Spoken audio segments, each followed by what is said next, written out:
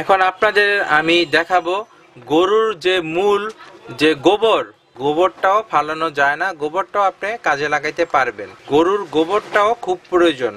গোবর দিয়ে বায়োগ্যাস, সেই গ্যাস দিয়ে জ্বালানি চাহিদা মেটানো যায়। আর জৈব সার গাছের জন্য খুব উপকারী। আনুমানিক মনে হয় একটা পেঁপে 4 থেকে 5 কেজি ওজন হবে। মাশাআল্লাহ, খুব ভালো লাগলো গাছটা দেখে, মানে অনেক ভালো হয়েছে পেঁপে। এখানে আইসা খুব ভালো লাগতেছে।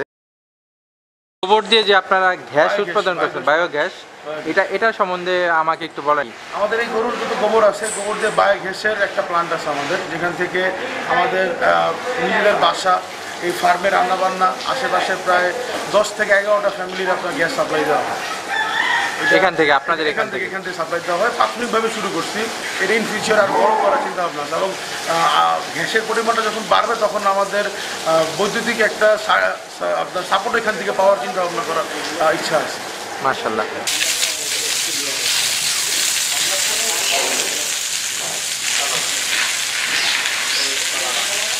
গোবর পরিষ্কার করার জন্য গাড়ি বানাইছে, ভ্যানে সিস্টেম করে।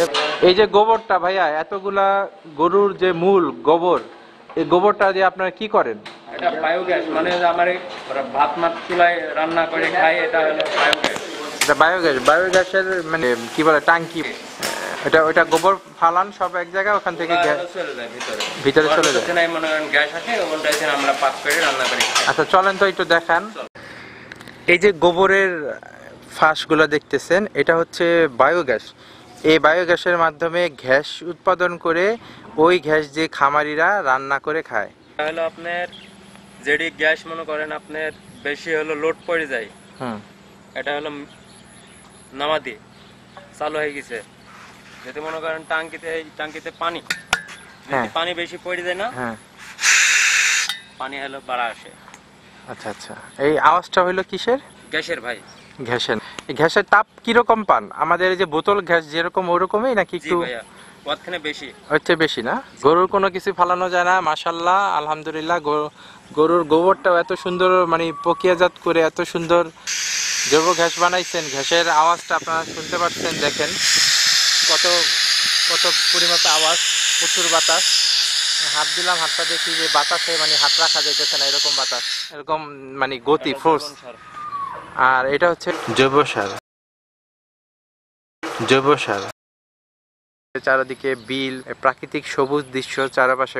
মোটামুটি মাশাআল্লাহ, খুব ভালো লাগলো গ্যাসটা দেখে, আলহামদুলিল্লাহ।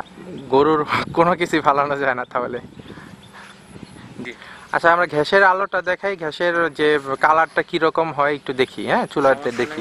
তো এটা ভাইয়া চুলাটা জ্বালাইতেছে।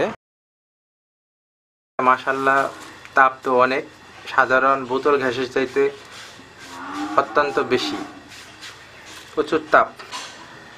এটা আনলিমিটেড না? জি, এটা তার বন্ধ নাই, তাই না? এটা মানে সকাল থেকে সন্ধ্যা পর্যন্ত জ্বালায় কি করতে পারবো?